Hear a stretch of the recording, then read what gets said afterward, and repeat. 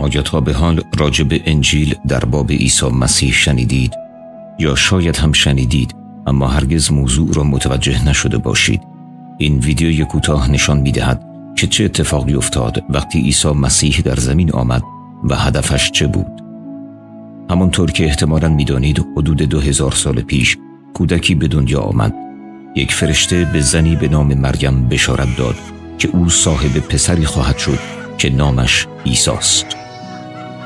چیز خاصی که در باب عیسی گفته شد این بود که او مسیح است، نجات دهنده جهان.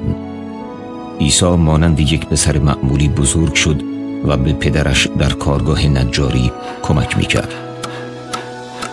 با گذشت زمان وقتی که عیسی 30 ساله شد، عیسی در آب غسل گردید و در همان زمان خداوند روح القدس را به عیسی فرستاد. به واسطه روح القدس عضوی از وجود عیسی او شروع به بشارت دادن در مورد عشق زیبای بدون قید و شرط کرد و در این باب که چگونه میتوان به زندگی ابدی از راه دعا برای بخشش گناهان سخن گفت و اینکه چگونه انسان میتواند از طریق عیسی مورد بخشش کامل قرار گیرد سخن گفت و این را بدان او به مردم گفت که تغییر کنند چون زمان پادشاهی نزدیک است. وقتی که عیسی بشارتش را داد برای نشان دادن قدرتش معجزه‌ای نشان داد، قدرتی که از پدر خود خداوند دریافته بود. مردم با دیدن این معجزات زیبا به او ایمان آوردند. نابینایان بینا شدند، ناشنوایان شنوا شدند، حتی مردگان از قبر زنده بیرون آمدند. معلولین قادر به راه رفتن شدند. تمامی اینها مدرکی برای اثبات قدرت خداوند و اینکه عیسی فرزنده است بود. قبول شفای مردم اطراف به وجود فرزند خود و معجزه زیبا برای دانش آموخته یهودی گران و سنگین بود. بنابراین او را نیمه شب دست گیر کردند، قصد داشتند از دستش خلاص شوند. عیسی اگر می‌خواست می‌توانست فرار کند، اما برای اثبات عشقش به تو در آنجا ماند. یهودیان بران بودند که عیسی را مانند یک حیوان آزار دهند. پس از آن او را روی یک صلیب بین دو خلافکار آویزان کردند. عیسی قبل از مرگش از خداوند طلب بخشش این مردان که او را به صلیب کشیدند نمود. چه عشق باور نکردنی!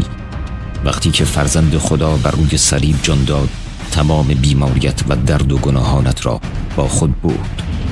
زمین به لرزه درآمد و طوفان شد. فرزند خدا مرده بود.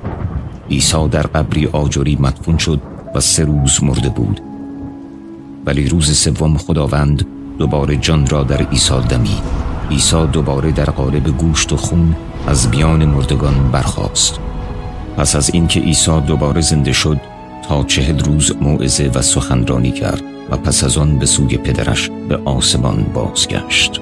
خداوند روح القدس را پس از 10 روز که عیسی به خداوند بازگشت به سوی یاران عیسی فرستاد تا آنها هم مانند عیسی بتوانند موعظه و سخنرانی کنند، مردم را غسل دهند، پس از آن روح القدس را دریافت کنند تا بتوانند موعظه کنند، در نام عیسی بیماران را شفا دهند، شیاطین را بیرون کنند و از عیسی بگویند و اینکه چگونه میتوان زندگی ابدی در آسمان یافت.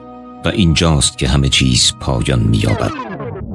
من معتقدم برای بسیاری از مردم، اما نه، این پایان نیست. اینجاست که حقیقت شروع می‌شود. این فقط مربوط به 2000 سال پیش نیست. نه، امروز هر کسی که اعتراف به گناه می‌کند و تقاضای بخشش می‌کند و به این ایمان دارد که عیسی فرزند خداست و اینکه او در قالب گوشت و خون دوباره زنده شد، این شامل حال او هم می شود. ما هنوز روح القدس را داریم، با همان قدرتی که عیسی را از میان مردگان بیدار کرد. حقیقتاً عیسی سفارش نمود که به کمک روح القدس بیماران را شفا دهیم و معجزاتی بسی بزرگتر از معجزات او ارائه دهیم. چرا؟ برای اینکه به دنیا نشان دهیم که عیسی مسیح پرقدرت است و او زنده و خدای عشق است. خدایی که می‌خواهد به او به عنوان نجات دهنده زندگیت ایمان بیاوری و با دیدن معجزات زیبایی که امروز اتفاق می‌افتد راه دیگری جز ایمان داشتن نداری. بنابراین بشارت در مورد عیسی مسیح واقعی است و روح القدس کارگر و مؤثر، نه تنها در 2000 سال پیش بلکه برای امروز روز.